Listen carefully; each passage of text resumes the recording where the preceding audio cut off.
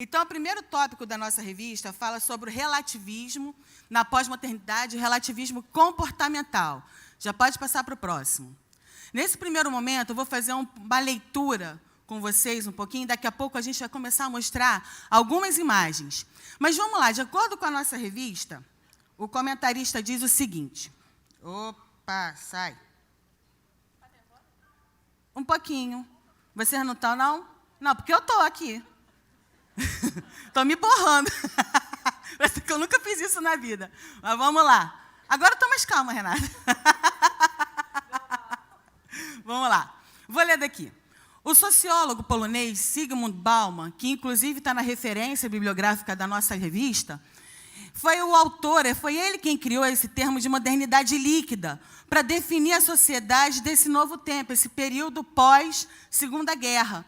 O que é essa modernidade líquida, ou essa pós-modernidade? É um tempo em que as relações são rápidas, fluidas, sem solidez, sem forma, sem base.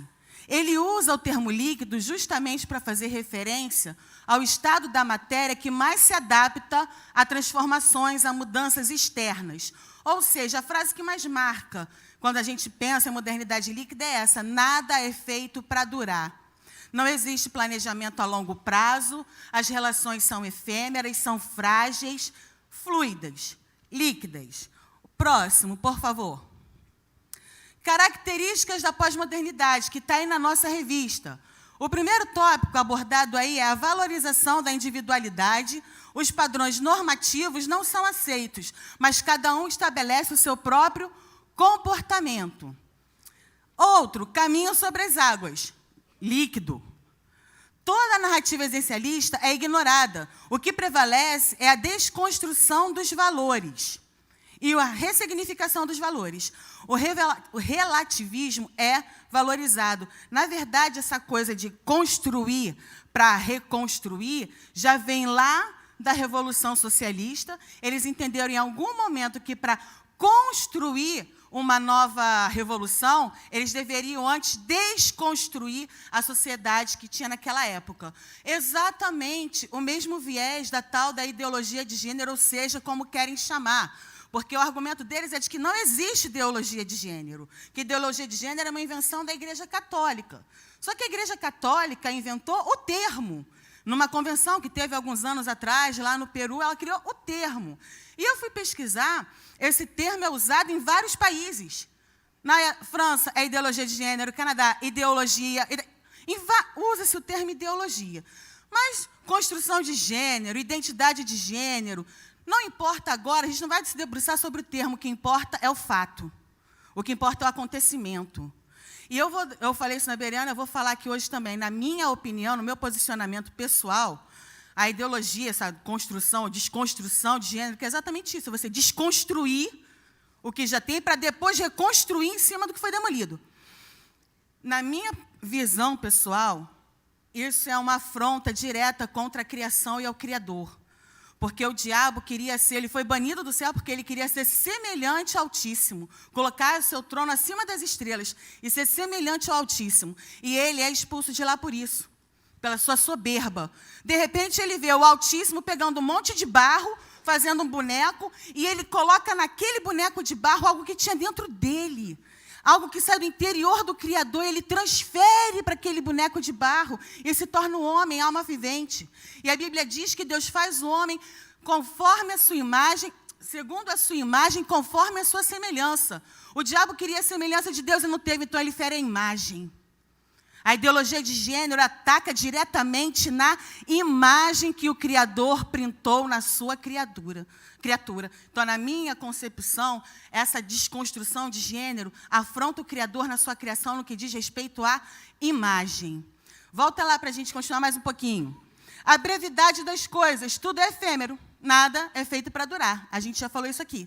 O próximo, por favor. Eu vou desistir de ler aqui, que está muito pequenininho. Vamos lá. Esse aí. É aí que a gente entra no gancho. Ó, já comecei, Renata. A gente vai ter que falar sentada, Ronaldo. Vai, tá bom, vamos lá. O multiculturalismo, né? A cultura multi, o pluralismo cultural. O pluralismo é uma marca dessa pós-modernidade. O pluralismo na filosofia significa, me desculpe aí o pessoal de filosofia, vou falar muito grosso modo, porque eu não sou dessa área, mas são as várias realidades que a gente pode considerar. O pluralismo na religião, o sincretismo religioso. Todos os caminhos são úteis para levar até a Deus. E aí vem o pluralismo cultural, que também é o multiculturalismo. É aí que entra o gancho para essa construção, desconstrução, ideologia, identidade, sei lá o que do gênero. É o pluralismo cultural. Os revolucionários pós-modernos, a exemplo dos seus mestres do século passado, foi o que eu falei antes, insistem que para construir a revolução é preciso primeiro desconstruir a sociedade. Alguma semelhança com a ideologia de gênero? Não, não é coincidência. Mas, diferentes dos seus precursores, hoje eles entendem que a revolução não é mais com broca e picareta. A revolução agora é pedagógica, cultural. Não adianta mais vir com marreta. Agora é pela educação, pela cultura. A gente viveu isso aqui há pouco tempo. E aí o que nos moveu, eu tenho certeza que foi isso que nos uniu a se debruçar sobre esses estudos, é que, é lógico, a gente reconhece que eles têm direito de se manifestar artisticamente, de impor ou de expor, de, sei lá, expressar sua arte. Ninguém está falando contra isso aqui, não. O problema é quando envolve criança. O problema é colocar a criança lá no meio. E essa é a grande covardia, a gente vai mostrar aqui daqui a pouco. A grande covardia, na minha opinião, todo esse movimento de construção de gênero é quando coloca a criança no meio. A criança ainda está em formação. E a gente vai falar disso aí um pouco ao longo da aula. Pode passar. O pluralismo cultural prega o respeito aos diferentes grupos que compõem o mosaico de um povo. E também prega, insiste na convivência entre eles. E esse é o cenário perfeito para a ideologia de gênero. Por quê? É justamente esse o argumento de quem banca, de quem investe em movimentos pró... Por favor, no microfone. Quem financia. Obrigada.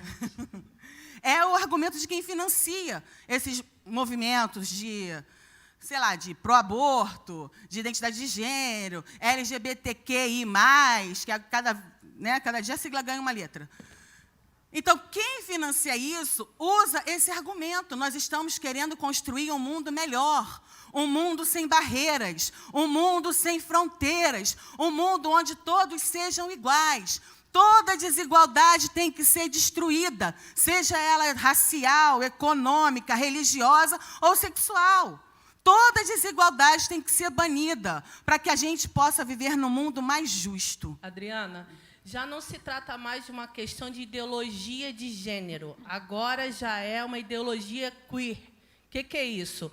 É a ideologia da desconstrução mesmo, de tudo aquilo que é normativo, de tudo aquilo que a gente tem como base, e desconstruir essa base. Então, nós já avançamos da questão da ideologia de gênero para uma ideologia queer, de excêntrico, daquilo que vai contra toda a norma. Então, a gente já está a passos largos para isso, mas, como a Adriana vai apontar daqui a pouco, não dá certo. E aí, alguns já estão retrocedendo nessa área, mas a gente tem que ficar atento quanto a essa desconstrução. Próximo slide, então, por favor, para a gente andar um pouquinho, que eu quero ir logo para o...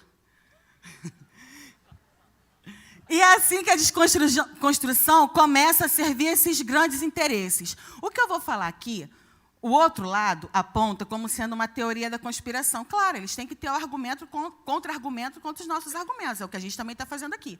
Mas o que eu vou falar não é baseado só na Bíblia, não são só os evangélicos ou os católicos. Esse economista italiano, eu não sei falar o nome dele, Federico Iaditico, acho que é alguma coisa assim. Ele, inclusive, concorreu à presidência na Itália. É um homem respeitado lá, inclusive, acho que até em toda a Europa. Ele defende o seguinte: por que grandes multinacionais investem em movimentos feministas? Investem em movimentos pró-gênero, pró-aborto, pela liberdade, defesa das minorias. Olha quem esse camarada apontou como investidor, como quem financia esses movimentos. Olha lá, Apple, Coca-Cola, a Open Society de George Soros, parece até que ele é o único, né? Porque só se fala dele. Eu vou falar dele também, porque não tem como ignorar. Mas não é só ele. Olha lá, Fundação MacArthur, Fundação Ford, Fundação Rockefeller, Pepsi, Nike. Eu nem coloquei a lista toda aqui. Pode passar o próximo. Mas por que esses grandes metacapitalistas, como o Soros, por exemplo, investem em movimentos de esquerda? Não combina capitalismo investindo em movimentos produzidos por quem defende o socialismo, por quem é de esquerda? Como assim a direita investindo em movimentos da esquerda? A resposta é simples. É porque esses movimentos não se insurgem contra o capitalismo, eles se insurgem contra o conservadorismo. O problema não é o capital, o problema é você ser conservador. Se você é conservador, você é uma resistência. E a base do conservadorismo é o quê? A família. Então, por isso é importante atacar, entre aspas, a família. Pode passar. Qual seria o plano, então? Aí eu peguei um recorte da fala desse economista italiano, em que ele dizia assim, numa das entrevistas que eu li que ele deu, ele falou isso daí. Destruir a família significa tornar o homem só, torná-lo um consumidor e súdito perfeito, que consome compulsivamente para tentar preencher sua solidão e que não é mais capaz de tecer relações sociais e comunitárias que possam ser um perigo para a gigantesca indústria que nos governa. A perspectiva mais perigosa, no entanto, acontece com a prática do útero de aluguel, que ele defende lá porque ele é um lutador combatente contra o aborto. Também nessa área, né? Quando o homem não souber mais quem é sua mãe, nem seu pai, quando forem destruídos os laços parentais e com eles a nossa própria identidade, então o projeto estará realizado.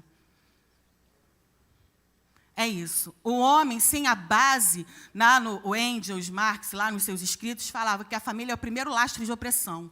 O marido explora a esposa e o marido juntos exploram os filhos. Então, é isso que precisa ser desconstruído. Mas hoje você não vai ouvir nenhum militante falar que quer destruir a família. Não, isso é fanatismo da extrema-direita. Isso é fanatismo religioso. Eles não vão assumir nunca que eles querem destruir a família. O que eles propõem é uma mudança. É que a família se transforme. É que a família mude, claro. Eu acredito piamente que existem militantes realmente acreditando que estão construindo um mundo melhor. Não existe um manifesto oficial contra a família. No entanto, a lógica é uma manipulação pelo discurso. O objetivo final não tem como fugir desse resultado. O resultado é a diluição da família. E ainda que hajam militantes realmente completamente alienados dessa questão da destruição da família, seja algo apenas presente na mente de quem tem contato com a teoria, com a filosofia em si, o desfecho não é outro senão a diluição da família. E eu já estou encaminhando aqui para o finalzinho dessa minha apresentação. Pode passar a próxima, por favor. Aí é que eu queria chegar também. Tem um fiapo de esperança. Em 2 Timóteo, capítulo 3, versículo 9, a primeira parte do versículo, Paulo diz assim: eles, todavia, não irão avante, porque a sua insensatez será a todos evidente. Em algum lugar do mundo, alguém já começou a perceber que isso é uma insensatez, o quanto isso é insensato. Existe um documentário, isso é tudo público, está na internet para quem quiser consultar. Foi feito por um jornalista norueguês, não sei pronunciar o nome dele, mas ele fez um documentário chamado Paradoxo da Igualdade, ou Lavagem Cerebral, mas ele é mais conhecido com esse nome aí. E a partir desse documentário, quando ele foi jogado na televisão, a repercussão foi tão grande que governos de países como a Finlândia, a Suécia, a Noruega, a Dinamarca, são os países tidos como os primeiros em termos de igualdade de gênero. Eles promovem ações de igualdade de gênero. Eu li que na Suécia, por exemplo, existem 90 dias de licença maternidade e paternidade. Então, fica uma parte com a mãe e uma parte com o pai. O pai tem licença para poder ficar com os filhos. Isso faz parte de um plano de equiparação de gênero. Mas, apesar de todas essas políticas para promover a igualdade e a equiparação, esse documentário provou que, apesar de toda essa criação, 90% dos engenheiros eram homens e 90% das enfermeiras eram mulheres. E que todos os cientistas ignoram o fator biológico. E os que pesquisam, levando em consideração o fator biológico, são ridicularizados pela comunidade científica. Inclusive, ele entrevistou homossexuais que pesquisavam o fator biológico. E ele fala, como que você é visto pelos seus colegas? Eu sou visto como alguém que quer eliminar minha própria raça ou espécie, como eles se denominam. Eles dizem que quem pesquisa o fator biológico é porque quer exterminar os homossexuais. Mas tem homossexuais que também pesquisam, eles se interessam por isso. Então, apesar disso, não tem como ignorar o fator biológico. Não tem como ignorar com que a gente nasceu. A Ana Clara vai falar disso porque ela fala disso melhor do que eu. Mas esse documentário derrubou, já está começando a minar. Alguém, em algum lugar, já começou a perceber que isso não dá certo. Na Hungria, que é o país natal do Soros, existem 2 universidades que promovem os estudos de gênero. O governo já estuda a possibilidade de tirar o financiamento, de parar de vir do governo esse recurso. E, para a gente terminar, pode passar. Olha isso. Essa que é a grande covardia, na minha opinião. E é isso que me move a reunir argumentos para tentar mostrar, fazer vir à luz essa insensatez. Esse menino tinha 12 anos na época da notícia. Hoje ele deve estar com um pouquinho mais. Tem coisa de 1 ou 2 anos que saiu essa notícia. Menino de 12 anos compra casa para os pais se vestindo de mulher na internet. É um menino tailandês. Passa o próximo, por favor. Olha como é que ele é. Ele na escola. Um menino de 12 anos postava a foto dele vestido de menina, de mulher na internet. Viram ele de noiva? Você diz que é um menino? Aquela foto dele de noiva, você não diz que é um menino. É uma menina, perfeito. E ele começou a ganhar tanto apoio, tanto like, tanto patrocínio, que ele conseguiu comprar uma casa para os pais dele. O próximo. E eu termino essa primeira parte aqui. Olha esse menino. Esse menino é um ativista, drag, de 11 anos, nos Estados Unidos. E ele criou uma comunidade virtual para apoiar, para atrair crianças que são como ele. Olha o post que ele colocou na coisa que ele criou. O que você fala não me fere. Eu sou mais forte do que isso. Você não pode me mudar, eu sou o futuro. Olha isso. Existe um forte apelo, inclusive, de fazer com que os pais de crianças que manifestem esse tipo de tendência, eles abracem isso quão mais cedo for, porque permite a eles começar o tratamento hormonal antes de passar pela puberdade. Então, aumenta a passabilidade. O apelo que é feito aos pais é que isso promoveria a alegria e a felicidade dos seus filhos. Então, não há limite para esse tipo de ideologia em relação à idade, porque quanto mais cedo, teoricamente, melhor para a criança. Pode continuar? Então, tá. Então, se dando sequência, então, nós vamos para o ponto 2 da lição, que trata da questão de gênero em si. Todo mundo aqui, eu acredito que já ouviu falar alguma coisa a respeito de gênero. Tá? Então, o gênero, a ideologia de gênero, no primeiro momento, faz esse descolamento da parte biológica do ser humano, que seria macho e fêmea, dessa parte social, histórica e culturalmente construída, que seria o gênero. Portanto, como seria social, culturalmente, historicamente construído, seria algo imposto pela sociedade com o objetivo de oprimir o sexo feminino pelo sexo masculino. O objetivo de manter a masculinidade e a feminilidade de acordo com a ideologia de gênero, vou usar esse termo, seria legitimar os benefícios, os privilégios de homens sobre mulheres. Eu vou voltar nesse assunto um pouquinho adiante. Num segundo momento, essa teoria, além de descolar a dimensão do sexo biológico do gênero, seria desestabilizar o gênero. Já está na tela, já aqui. Seria desestabilizar o gênero. Por que desestabilizar o gênero? Porque, a princípio, nós temos masculinidade e feminilidade, ok? No entanto, o gênero não se limitaria a essa binaridade, essa dicotomia, havendo uma infinidade de gêneros que a gente vai passar adiante. No terceiro momento, o gênero pluraliza a sexualidade. Porque se o gênero deixa de ser algo determinado pela sociedade, passa a ser agora algo determinado pelo próprio sujeito. Então, se antes nós tínhamos uma sexualidade de homem para mulher, agora nós temos uma sexualidade livre de barreiras. Então, pluraliza a sexualidade. De acordo com essa teoria, as pessoas seriam divididas, né? Poderiam ser classificadas em transgêneros. Transgêneros seria aquela pessoa que nasceu com sexo biológico, no entanto, se identifica com gênero oposto, nasceu homem, mas se identifica como mulher. Isso todo mundo conhece, ok? Existem os cisgêneros, que são as pessoas que nascem com determinado sexo biológico, e o seu gênero está alinhado ao sexo biológico, aquilo que lhe foi determinado ao nascer. Atenção para as palavras, né? Determinado, imposto, porque é uma manipulação pelo discurso. E, além desses dois, existem os não binários. E aí, os não binários seriam aquelas pessoas que não são nem 100% mulher, nem 100% homem. Poderia ser homem, mulher, ou parte homem, parte mulher, ou qualquer coisa que a pessoa decida ser. Porque, se o gênero é determinado pela pessoa, existem bilhões de pessoas na Terra. Uma vez eu ouvi a Ivana falando, existem tantos gêneros quanto existirem pessoas na face da Terra, se cada pessoa decidir determinar o seu próprio gênero. Então, pode passar, por favor. Então, por exemplo, existe essa pessoa, ela afirma que ela é um gato. Ela deu um passo além. Ela diz que ela não apenas não se identifica com seu gênero, ela diz que ela nasceu na espécie errada. Ela é um ser humano, mas ela não se identifica como ser humano, então ela é um gato e ela vive como um gato. Pode passar, por favor. Esse é um transidade. Ele era um homem de uma família, ele tinha um homem de 52 anos, tinha uma família, com 7 filhos. E, em um determinado momento, ele disse que ele não se identificava mais com esse gênero, e agora ele era uma criança de 6 anos, uma menininha de 6 anos. E isso é um caso real. Se os irmãos procurarem na internet, vai encontrar. Essa foto é a foto real da família dele, e essa aqui é a foto real dele. Inclusive, uma família canadense o adotou e colocou ele para brincar com a netinha deles. Ele passa o dia fazendo isso. Pode passar, por favor.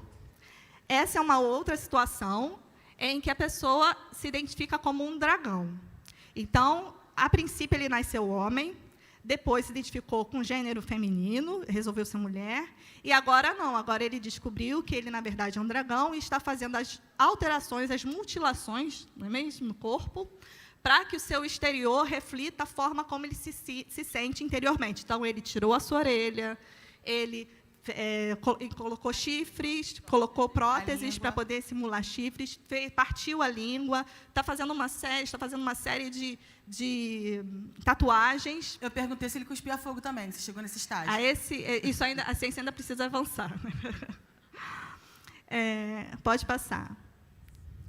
E esse aí é algo mais recente que eu descobri, que eu identifiquei. Isso aí é um coletivo francês que mistura moda, música, cinema, foto, e eles lançam produtos para questionar o senso comum e provocar um pensamento crítico e sem amarras. Eu trouxe eles porque pode dar... Às vezes a gente acha que parece tão diferente, tão estranho, tão sem lógica, que a gente subestima, né? Mas isso aí é algo que a gente poderia imaginar num pós-gênero, o que seria um pós-gênero. E essas duas imagens eu tirei do perfil do Instagram deles. Esse daqui, por exemplo, são as duas figuras, e no chão tem um homem e uma mulher, e está escrito assim, Kill Gender Norms, ou seja, morte às normas de gênero, algo como fim ao gênero. E do lado, Mommy and Mommy, essas duas figuras bizarras, como se estivessem grávidas, e os dois seriam a nova imagem do que seria a mãe. Você vê realmente que é uma desconstrução. E o que a Adriana falou não é só uma suspeita, é um fato. Isso se posiciona absolutamente de maneira anticristã. Veja o nome de uma das coleções que eles lançaram. Coleção Abandoner, que seria a desconstrução do ideal de beleza de figura masculina e feminina do nosso tempo, Adão e Eva. Eles mesmos se identificam dessa forma. A desconstrução da imagem de Adão e Eva na humanidade. Pode passar, por favor. E gênero, não dá para a gente falar de gênero e não falar de feminismo, porque gênero e feminismo são duas faces de uma mesma moeda. O gênero, a teoria do gênero, ela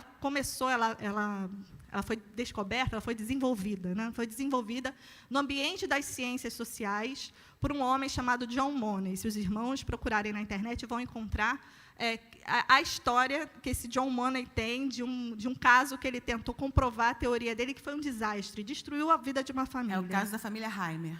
Caso da família Heimer. Então, John Money, ele lançou essa teoria, mas apenas na década de 70, essa teoria foi abraçada por teóricas feministas. E por quê? Porque, na visão de mundo feminista, e aí eu preciso fazer aqui um pequeno parênteses, eu sei que existe um feminismo de massa. Existe um feminismo em que é um traço da nossa cultura, e muitas de nós estamos convencidas de que o feminismo é uma boa coisa, que tem bandeiras de lutas legítimas, como luta contra a violência contra a mulher. Todos nós somos contra a violência para a mulher, é uma bandeira de luta feminista. Mas o feminismo, ele não é um movimento que luta por mulheres. O feminismo, ele é um movimento coletivista, político, ideológico, social. Então, ele tem a sua matriz ideológica. Então, as suas ideias, as suas bandeiras de lutas coletivistas têm a ver com essa base ideológica, tem a ver com a visão de mundo feminista. E qual é a visão de mundo feminista? A visão de mundo feminista é que a mulher está num estado de opressão nessa sociedade dominada pelo homem, essa sociedade patriarcal. Como disse a Adriana, a ideia gênese disso vem lá de Karl Marx, que diz que a primeira opressão de classe se dá no casamento monogâmico, hétero, patriarcal. Esse modelo, esse formato de família, que não por acaso é o formato da família dita tradicional, que eu chamo de original, esse formato de família seria a fonte de toda a opressão. Por quê? Seria caracterizado por um homem que subjuga uma mulher que lhe deu uma prole para manter o seu patrimônio. Essa é a gênese do nascimento da família original. E, por esse motivo, essa família ela é reprodutora de todo tipo de distinção que provoca as desigualdades entre homens e mulheres. Então, ela precisa ser enfraquecida, ela precisa ser diluída, ela precisa ser destruída.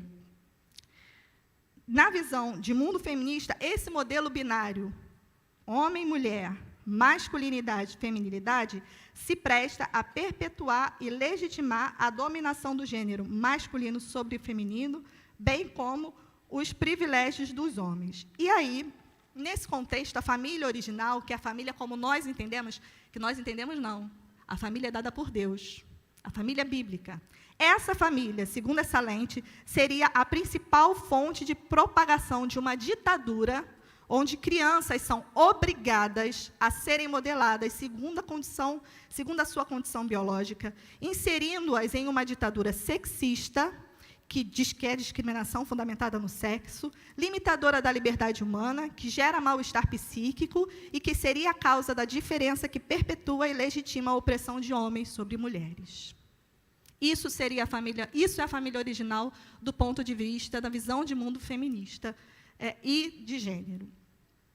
Independente do que a militância diga, independente da ridicularização até que eles fazem, eles ridicularizam muito esse nosso discernimento, né? Eles debocham muito disso.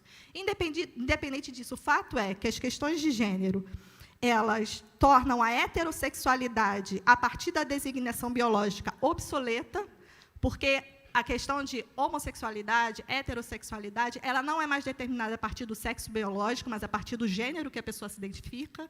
Então, se ela nasceu homem, mas agora se identifica com uma mulher e se relaciona com outra mulher, é lésbica. Essa pessoa é lésbica, porque o paradigma deixa de ser o sexo e passa a ser o gênero que ela se identifica. Gente, não é muito louco isso? Mas é realidade. Isso é absoluta realidade. Acontece uma desconstrução da heteronormatividade, a destruição da naturalidade com que a sociedade considera a relação heterossexual, a reorientação de todos os conceitos morais vigentes e a diluição dos papéis de gênero associados à maternidade e paternidade, fundamentada na dicotomia homem e mulher. Esse é o novo conceito de liberdade dessa geração. E nós, com o nosso discernimento bíblico, que o Senhor dá, graças a Deus por isso, porque nós não precisamos ficar sujeitos a essas loucuras, nós temos a palavra como paradigma, ok? Nós temos um alicerce. Essa é uma liberdade satânica. Foi Satanás que olhou para a sua vocação e rejeitou. Não quis ser aquilo que Deus o criou para ser. Essa liberdade de se autodeterminar, de se autoconstruir, ela é uma liberdade satânica. A liberdade bíblica é uma liberdade que nos deixa livres da natureza pecaminosa para que nós possamos ser livres para fazer a vontade do Criador. É uma liberdade para sermos obedientes. Então, esse é um conceito de liberdade satânico. E quando a gente entra nessa questão, e as meninas falaram muito da questão, sempre está envolvida aí a criança. Só que a gente tem que entender que a criança, ela, na verdade, ela está no início e na ponta desse processo, no sentido de que o principal objetivo disso tudo é desconstruir o quê? A família, né? Então, a gente começa com essa desconstrução dos papéis dentro da família. E isso está muito mais arraigado, e eu não vou falar de quem está lá fora, mas eu vou falar de nós que estamos aqui, que somos servos do Senhor, que pautamos a nossa vida pela palavra de Deus. Nós temos sido levados por toda essa onda, né, de desconstrução da família de maneira tão sutil que, quando a gente se percebe, o negócio já está instalado dentro da igreja, dentro da família, e as famílias estão destruídas. E o que está acontecendo? Por que isso está acontecendo? Né? Há um psicanalista, o Nolasco, ele traz um livro que é de Tarzan a Homer Simpson. A imagem está aí? Bota aí, por favor. O que a gente vê aqui? O que as mulheres são? Isso aí foi o primeiro filme dos Vingadores. Eu fiz questão de ver. O que nós temos aí? Mulheres o quê? Empoderadas, fortes, né? Elas resolvem a situação. E qual o retrato de homem que nós temos? Para quem tem filho Bobinho. Pequeno, Papai Pig. Né? Tão bonitinho o desenho da Peppa Pig. Tão lindo o desenho da Peppa Pig. Vamos fazer a festinha de aniversário da Peppa Pig? Quem é a representação desse pai nessa família? Um bobão, para não dizer outra coisa. E quem é a representação? Olha, e esse desenho aí que eu mostrei na tela é antigo, é bem antigo, da década de 80, que ainda tem muita força hoje. Que representatividade de homem ele traz? Do moleirão, que não sabe nada, que não se mete em nada, que não resolve nada. E isso começa a desconstruir papéis dentro da família. Porque dentro da família cristã, e eu não vou falar da família lá fora, mas eu vou falar das nossas famílias aqui, o que nós temos hoje? Mulheres empoderadas financeiramente, intelectualmente, espiritualmente, e homens enfraquecidos. E eu vou dizer para vocês com muita propriedade, porque eu trabalho com as famílias aqui da igreja, quem tem enfraquecido os homens são as mulheres. Isso é muito sério. Sabe como é que a mulher enfraquece o homem? Nas coisas simples. Você não sabe fazer nada. Quando o homem vai ajudar o filho a amarrar o sapato, eu vejo. O marido vai ajudar a amarrar o sapato do filho. Sabe o que a mulher fala? Deixa que eu amarro, porque você não sabe amarrar o sapato dele direito, daqui a pouco está desamarrado de novo. Quando o homem vai ensinar o filho o dever da escola, ele não sabe ensinar o dever. Quando o homem vai preparar o filho para qualquer coisa, levar o filho para o futebol, seja lá o que for, que ele volta machucado, tá vendo? Não posso deixar ele um minuto contigo, porque ele já volta machucado. Isso é sutil, mas está dentro da sociedade, dentro das nossas casas. E nós temos enfraquecido o papel do homem, porque a mulher sábia, ela edifica. E é papel da mulher edificar a autoridade do homem. Mas o mais triste, os homens têm se permitido serem minados por esse papel da mulher. Essa imagem do Homer Simpson, fraco, moleirão, acomodado, isso nós temos visto nas nossas famílias. Os homens estão enfraquecidos. Mas por quê? Por que você reclama que você tem que arrumar o prato do seu marido? Porque você faz? Isso não é, gente, feminismo. Tá? Não vamos aqui, não é dizer que a mulher não pode fazer o prato do marido, eu faço do meu com o maior prazer. Mas são pequenas coisas que a gente tira do homem a sua autoridade. Renata, se você me permite, e é muito sutil, né? Porque às vezes a gente confunde religiosidade com prática de vida cristã. Se eu venho na igreja e eu me visto como Esther, me identifico com Esther, canto sobre Esther, amo Esther, mas se da porta da minha casa para dentro eu me comporto como Vasti, eu não posso esperar a colheita de Esther. E o feminismo nos ensina a ser desrespeitosa com a figura da autoridade masculina como Vasti. Então, de fato, o que a gente vai viver é o fruto da colheita que tivermos, dos princípios que praticarmos dentro das nossas casas. Eu ia começar a minha fala aqui, só um minutinho, eu ia começar a minha fala aqui com uma citação de um teólogo inglês do início do século passado, desculpem a minha pronúncia, é G.K. Chesterton. Vou tentar não puxar o x. Enfim. Obrigado, gente. Ele dizia o seguinte, eu ia começar minha fala com ele, mas ele tem uma citação fantástica, ele fala o seguinte, vai chegar um dia em que a gente vai ter que provar ao mundo que a grama é verde. Se esse dia não chegou, ele está chegando, porque é disso que a gente está falando aqui. Mas nessa fala de vocês, ele tem uma outra citação, eu lembrei dela agora, fantástica. Ele disse isso no início do século passado, antes de guerra, antes de Segunda Guerra. Ele se virou e falou o seguinte, o grande paradoxo do feminismo é fazer com que as mulheres acreditem que são livres quando servem aos seus obrigadores, mas são empregadores, mas são escravas quando servem ao seu marido. É forte. E aí a gente vai entrar aqui numa questão que é uma questão científica, né? Há toda uma base científica que foi levantada, essa teoria base, e ela é de um médico, educador físico e psicólogo, que é Lebolt, e ele vem dizer o seguinte, toda a estrutura nossa, corporal, ela é desenvolvida e aprendida ao longo das fases da vida. E aí, Lebolt vai trazer a questão, e eu vou pedir para pular aí os slides, que eu já estou lá no Lebolt, lá no esquema corporal, para a gente entender alguns conceitos aqui. Ele vem dizer que o corpo ele passa por fases. E esse esquema corporal, desde a criança, ele tem um desenvolvimento específico. A criança de 0 a 3 anos de idade, ela tem o que Lebolt chama de corpo vivido. O que é isso? É aquilo que a criança experimenta. É aquilo que ela percebe do mundo através do seu corpo. Então, mamar, evacuar, o fazer xixi. Todo mundo que é experimentado através do seu corpo. E o que a ideologia de gênero tem tentado fazer? Nós temos aí no slide cartilha que se ensina às crianças, desde a creche, dos 0 anos de idade, está aí para mostrar para vocês, que é para se manipular a criança a partir dos 0 anos de idade. Essa aí.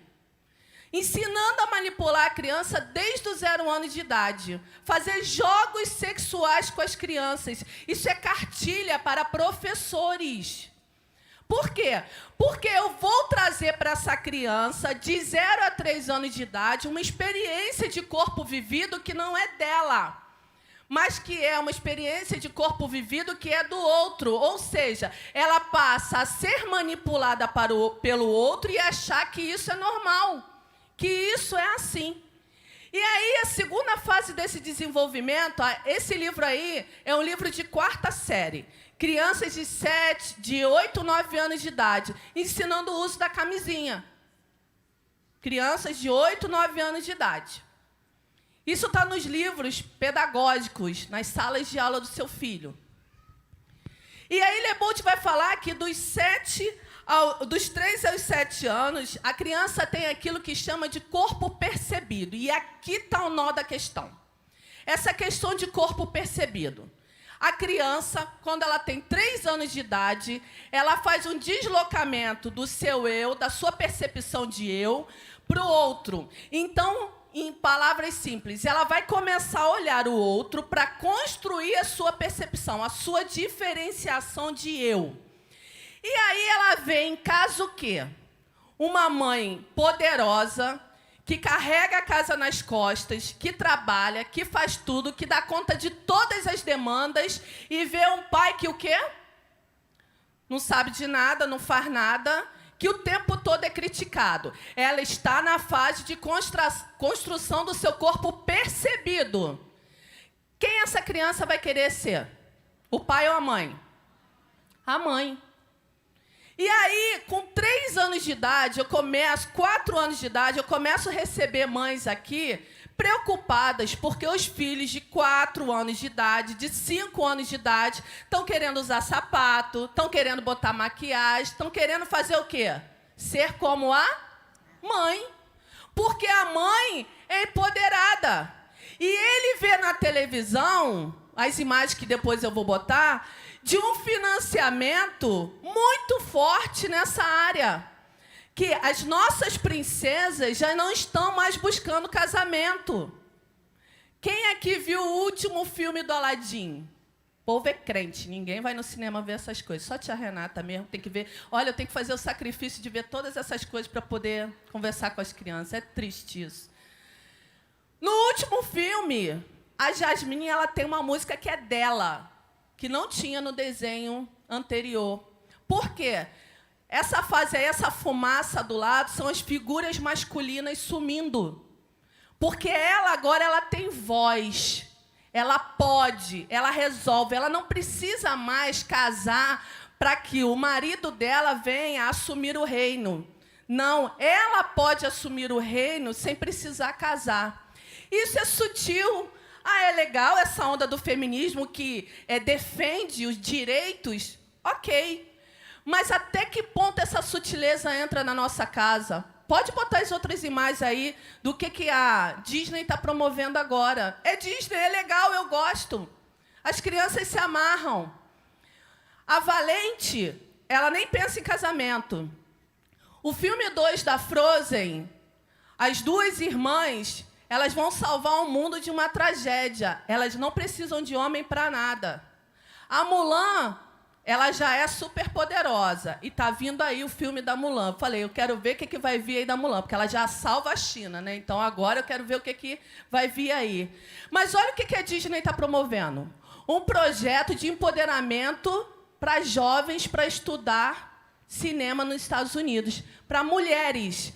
Qual é o financiamento disso, gente? Fortalecimento de que figura? Da mulher. E eu sei que a mulher tem que se posicionar, mas eu pergunto, cadê os homens se posicionando? Viraram todos Homer Simpson?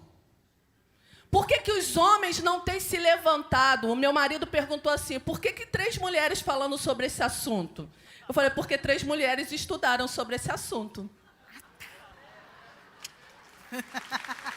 Ah, tá. Né?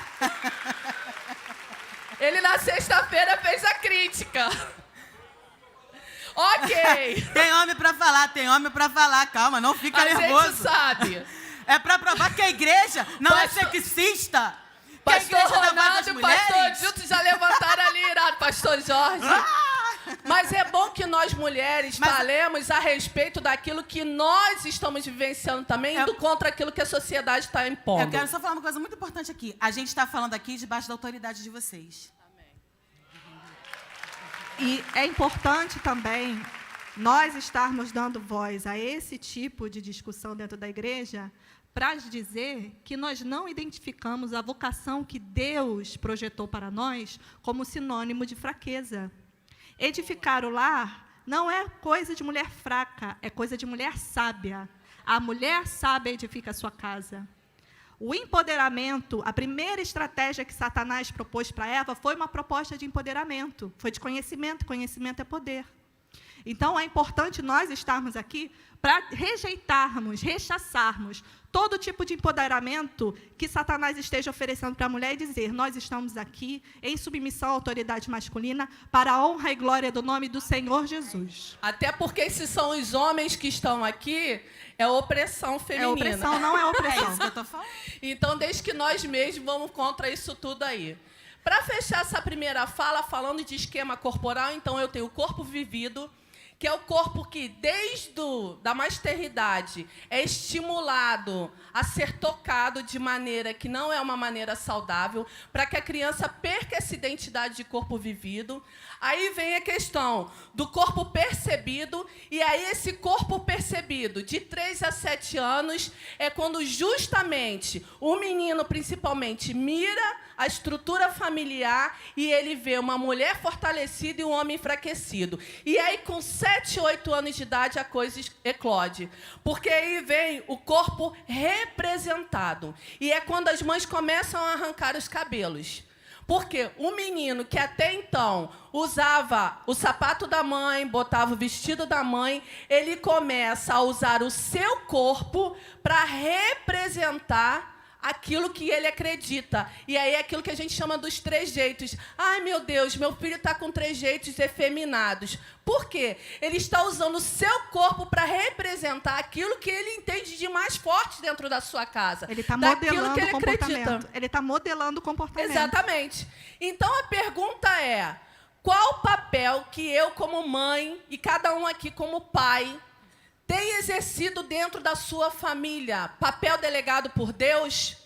Porque Deus deu ao homem uma função e à mulher também as suas funções. E será que a gente, nesse discurso de empoderamento, e eu tenho visto direto na internet, eu acompanho pessoas, mulheres cristãs, que estão levantando a bandeira do empoderamento feminino, como se isso fosse algo dentro da palavra de Deus. Mas isso não é. E aí o Salmo 128 vem falar que feliz é o homem, né, que teme ao Senhor e anda no seu caminho. Ora, homem, para você temer ao Senhor e andar no seu caminho, você tem que saber o seu papel dentro do seu lar. E Deus te levantou como sacerdote dessa casa, como autoridade do seu lar. E ninguém está falando aqui que você é o opressor do seu lar. Mas aí vem dizer Paulo vem dizer que o homem ele tem que amar a sua esposa como Cristo ama a sua igreja. É um amor sacrificial, é um amor que se dá. Porque ele vai honrar o corpo da esposa. Ele vai honrar a sua família. Ele vai defender a sua família de maneira que a mulher se sinta protegida e não procure ela mesma ser a protetora de tudo. Então, a questão do cerne aí, eu acho que está aqui. A gente fala muito da mulher. Mas o nolático, ele vem falar, cadê os homens que não têm se levantado mais como um Tarzan, mas têm se posicionado como Homer Simpson? Nessa estrutura corporal da criança e do desenvolvimento dela, o exemplo vem muito do papel do pai. E hoje nós temos tido estratégia do diabo para enfraquecer o papel do homem. E a mulher tem sido canal para isso. Hoje é muito fácil, não está dando certo, eu separo. Não quero mais saber, porque eu não preciso de homem para nada. E a minha geração foi criada com a ideia de que você tem que trabalhar para não depender de homem para nada. Essa é a minha geração. Sabe qual é a geração de hoje de meninas que tem sido criada? E eu sei porque tenho uma filha que vai fazer 16 anos. É para ter sucesso. E ter sucesso é ter independência. É você não precisar nem de homem, nem de nada nessa vida. Você se basta, você se resolve. E isso está entranhado na sociedade e a gente vê isso. Todos esses desenhos, todos esses filmes, eu não estou falando de uma educação regular na sala de aula, porque isso a Adriana está na sala de aula, ela pode dizer isso com muita propriedade. Mas é muito além disso. É a sua postura dentro da sua casa. Porque o menino e a menina podem até lá na escola aprender tudo que é errado de ideologia de gênero. Mas se dentro da sua casa há uma representatividade forte de homem e de mulher, se você, mesmo que você, divorciada do seu marido, separada, você aponta o pai dessa criança como alguém de autoridade na vida dela, você pode ter certeza. Vai crescer entendendo esse referencial. E para eu fechar minha fala aqui, porque Deus essa madrugada me fez lembrar de uma coisa. Eu, desde muito tempo, minha mãe hoje estava falando isso lá em cima. O que eu passei quando houve a primeira separação dos meus pais? Que teve, eu não sei nem onde minha mãe está aí. Ela hoje veio aqui dar o ar da graça dela. Ela estava falando, desde a primeira separação eu sofri muito. Eles tiveram várias idas e vindas. E não foi fácil o relacionamento deles, mas uma coisa minha mãe sempre deixou clara para mim. Ele é seu pai. Ele não deu certo comigo como marido, mas ele é seu pai. Você honre e respeite o seu pai. E meu pai não era uma pessoa das mais fáceis de lidar. Era um alcoólatra que tinha muitas questões para lidar e eu não queria estar perto do meu pai. Mas a minha mãe sempre falava, você tem que ver seu pai, você tem que estar com seu pai, você tem que respeitar o seu pai, porque ele é seu pai. Não deu certo como marido, mas como pai você o honre. E eu dou graças a Deus por isso. Porque hoje eu não tenho meu pai. Mas os valores que eu aprendi na oportunidade de estar perto do meu pai, até do errado que ele fez. eu tive a oportunidade de me construir como uma pessoa melhor. Então, eu acho que aqui cabe muito a mulher e ao homem, mais do que falar da criança. A criança está em construção, mas quem está fazendo essa construção somos nós. E se essa construção é forte dentro da nossa casa, pode ter certeza que nem o mundo, nem o diabo vai ter o direito sobre ela, porque o diabo tem direito naquilo que a gente dá legalidade. O empoderamento que nós rejeitamos, não quer dizer que queremos que mulheres sejam fracas. Nós rejeitamos o empoderamento feminista, secular, de se autodefinir, de se rebelar contra a autoridade. Nós abraçamos o modelo de poder que a Bíblia nos apresenta. A mulher de Provérbios 31, virtuosa quer dizer forte como um exército. É a mulher que se dedica ao lar.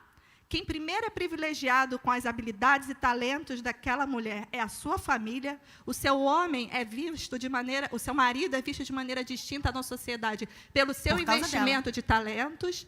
No entanto, ela é uma mulher empreendedora, que tem um empreendimento lucrativo, ela é uma mulher que se dedica às questões sociais. A força e a dignidade são seus vestidos. Esse é o nosso modelo de mulher empoderada, não esse modelo rebelde de mulher secularizada, que odeia a maternidade, que vê a maternidade como um obstáculo para a sua carreira. Nada que uma mulher ou um homem possa produzir aqui na Terra tem o poder de atravessar a eternidade. Apenas os filhos, apenas os seres humanos. Deus deu o seu filho. O ser humano é algo tão precioso que Deus deu o seu filho para salvar a humanidade. Que honra nós, mulheres, temos de trazermos em nós esse dom de gerar vida. Jesus veio nascido de mulher. Ele poderia ter vindo a esse mundo de qualquer outra forma, porque ele era Deus. Mas ele veio nascido de mulher, e eu bato nessa tecla. Quem resgatou a mulher da sua posição lá embaixo, que não foi Deus quem a colocou lá, Deus não criou para ser uma mulher numa posição de subserviência, uma mulher que, como diziam os gregos antigos, que era um ser inferior.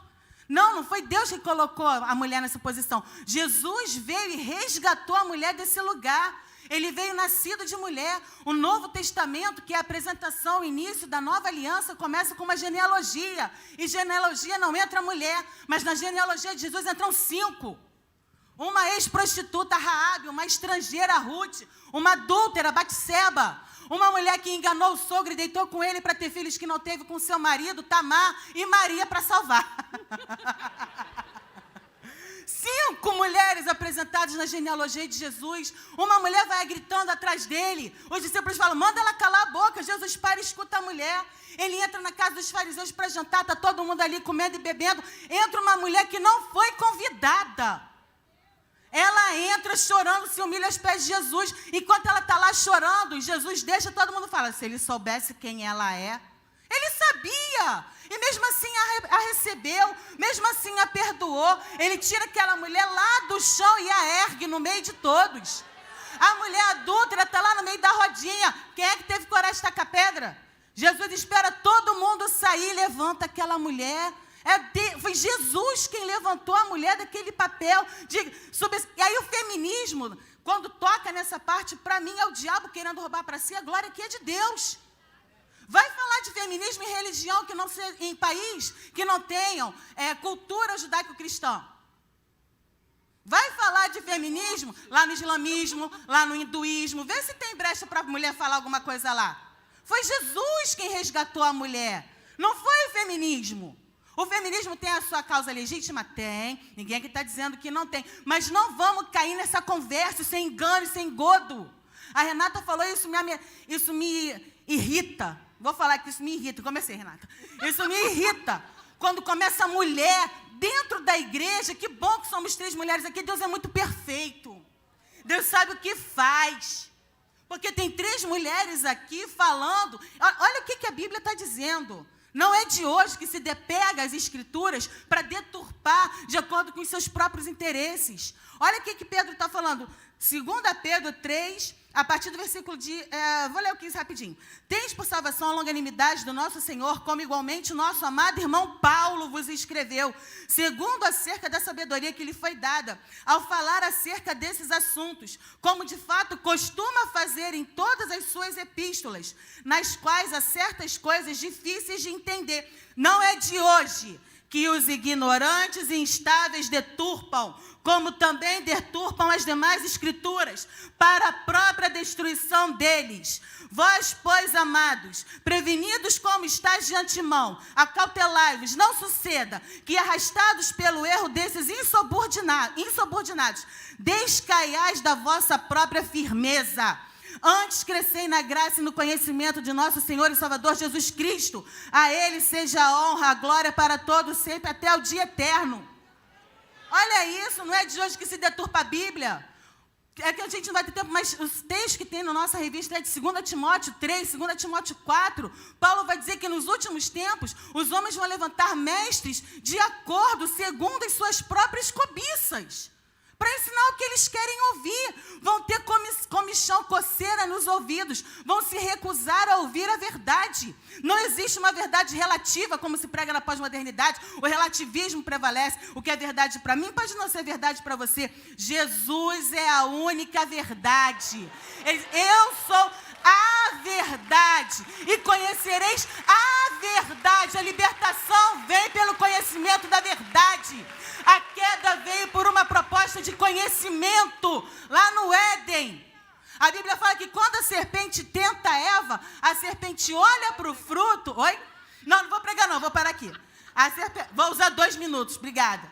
A serpente olha para o fruto e vê que o fruto é aprazível, é desejável para lhe dar conhecimento. E aí, quando... Eu falo muito disso na Bereana, vou falar aqui também. Quando a serpente põe a proposta, fala, vocês não podem comer desse fruto, não. Deus falou que a gente não pode comer, que a gente vai morrer. Não, morrer não. Deus sabe que no dia que vocês comerem, vocês vão ser conhecedores, entendedores, assim que nem ele, do bem e do mal. E a Renata estava aqui falando, e eu me lembrei de Adão. Se Adão tivesse assumido a posição para a qual ele foi criado lá na hora, talvez o desfecho tivesse sido diferente. Porque a mulher come o fruto, e a Bíblia fala, depois vocês leiam Gênesis 2, Gênesis 3, a Bíblia fala que ela chegou e deu ao seu marido. Paulo, mais tarde, vai dizer que a mulher foi enganada, mas o homem, comendo, caiu em transgressão. A mulher foi tentada e enganada. A mulher deu o fruto ao seu marido e ele comeu. Quando Deus se apresenta na viração do dia, eles escondem, sabe a história? Deus fala, Adão, e aí? Estou pelado, por isso que eu me escondi. Quem te veio saber que estava nu? Comeu do fruto? Eu tenho uma raiva do Adão. A mulher que tu me deste, bota a culpa na mulher e em Deus. Fugiu da sua posição. Ele comeu porque ele quis. A Bíblia fala que a mulher foi enganada e deu o fruto ao seu marido e ele comeu. Se eu sou Adão, eu falo assim, a Eva chegou com o fruto lá, que fruto é esse? Pegou de que árvore? Foi da árvore que Deus falou que não era para pegar? Dava um tapão na fruta, jogava longe, que é para não correr o risco de querer comer. Quem foi que te deu? Mas foi a serpente que me deu. Cadê a serpente? Vou lá arrasar com ela também. Que pegava a serpente, amarrava na árvore do fruto, meu amigo, dava um nó na cabeça com a cauda. Fica aí até a viração do dia. Quando Deus chegasse, eu falava, foi ela. Perdoa Eva porque foi ela. Mas não, quando Deus se apresenta, não se esconde. Não bastasse se esconder, foi a mulher que tu me deixa. Ridículo! Ridículo! Para! A Bíblia já deixou de exemplo, para a gente ver que não deu certo. Vocês entenderam por que a Clara senta no meio, né? Desde ontem a gente combinou isso. E foi bom que botaram uma distância, né? Então a Clara hoje não apanha. O ponto de equilíbrio. Graças a Então, Deus. eu vou trazer, então, minhas considerações finais. Como consideração final, eu gostaria de me dirigir... eu sei que aqui é transmitido, vai ficar na internet disponível. Eu gostaria de me dirigir àquelas pessoas que lutam com tendências homossexuais. Eu quero te dizer que a verdade, ela não oprime, a verdade liberta. Que nunca foi armário. Que o Senhor não tem por objetivo abafar essa tendência. O objetivo do Evangelho é que você faça morrer isso. É que você crucifique. Todos nós lutamos com tendências carnais. Isso é um defeito de fábrica, que veio lá de Adão e Eva. Os nossos desejos malignos, cada um de nós, todos nós lutamos contra algum tipo de desejo maligno. O seu não é pior do que o meu. O céu que você vai, quando você abrir mão desses desejos malignos, é o mesmo céu que eu vou abrindo mão dos meus desejos malignos. A verdade te liberta. O Espírito Santo, ele tem o poder de dinamitar todo o sistema de crenças que serve como fundamento para o seu comportamento. O Espírito Santo tem o poder para te libertar disso. Nós levamos cativos todo o pensamento à obediência de Cristo. Não vai ser diferente com você. Você vai ser liberto pelo poder, no nome de Jesus.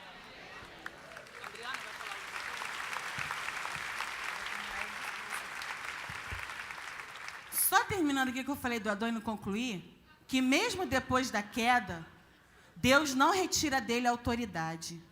A autoridade ainda é dele. Pede conta. Deus não tirou, falou, agora quem assume é a mulher. Sai para lá, Adão, você fracassou no papel que eu te coloquei. Vem, mulher, você é melhor, vem para cá. Deus não faz isso. O modelo que ele estabeleceu continua lá estabelecido.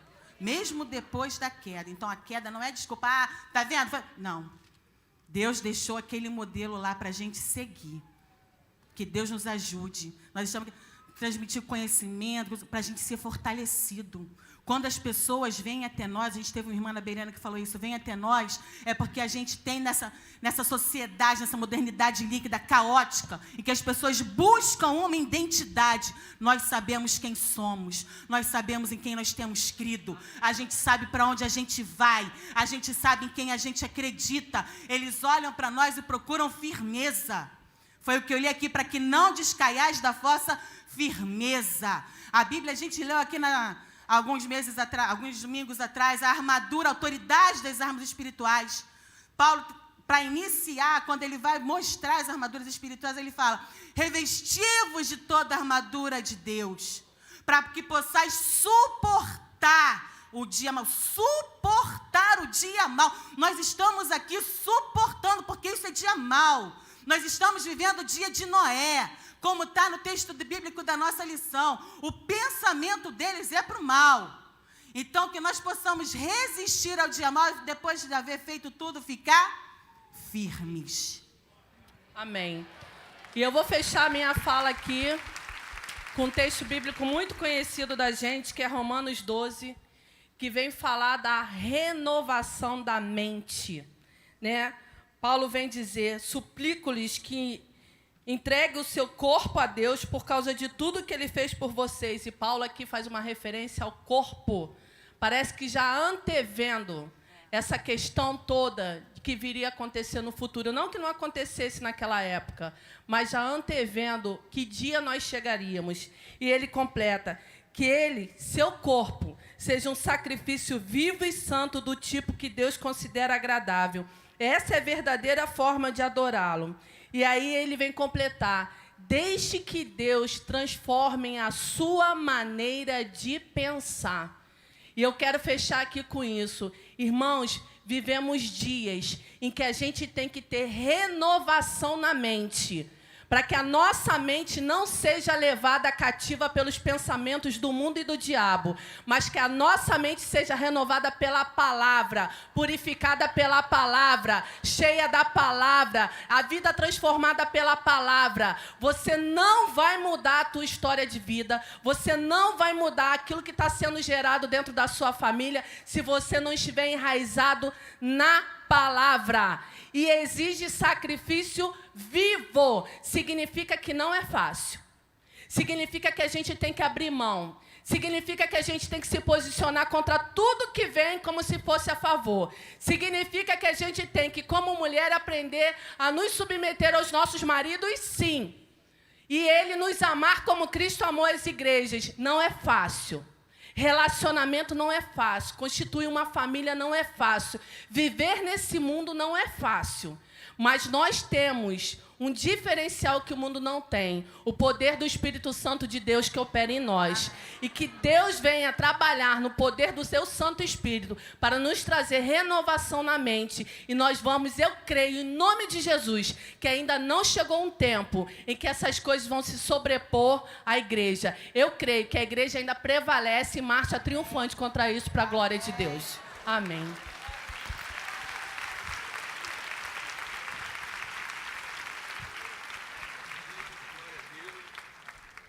Queridos, queridos, foram abençoados nessa manhã, tenho certeza, com a ministração.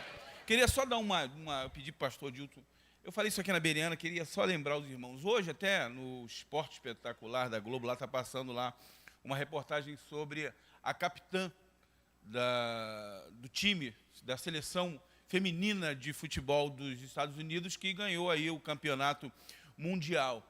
Nesses últimos dias, eu verifiquei em vários jornais, telejornais, as pessoas exaltando a tal da Meghan Rapinoe, que se insurgiu e disse que não iria, caso a seleção ganhasse lá o campeonato, que ela não iria se encontrar com o presidente Donald Trump.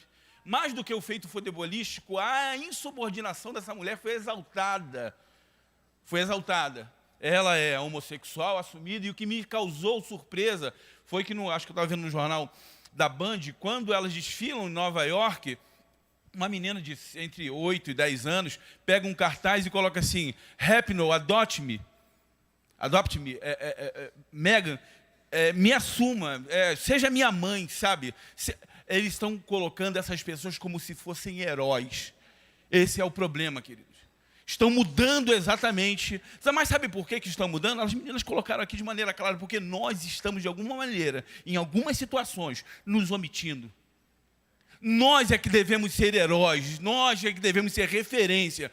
As pessoas devem olhar e nós olhar. Olha, essa pessoa é alguém a quem eu devo seguir, a quem eu devo ter como referência de homem, de pessoa de Deus, de pai, de alguém responsável. Seja o seu herói na sua casa, seja o herói na sua família, seja o herói onde você estiver, para que as pessoas possam ver a glória de Cristo na sua vida e sejam abençoadas por isso.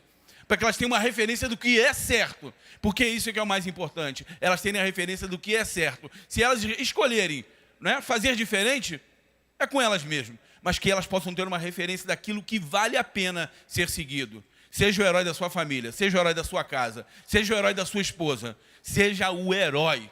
Deus abençoe. Deus abençoe a sua vida.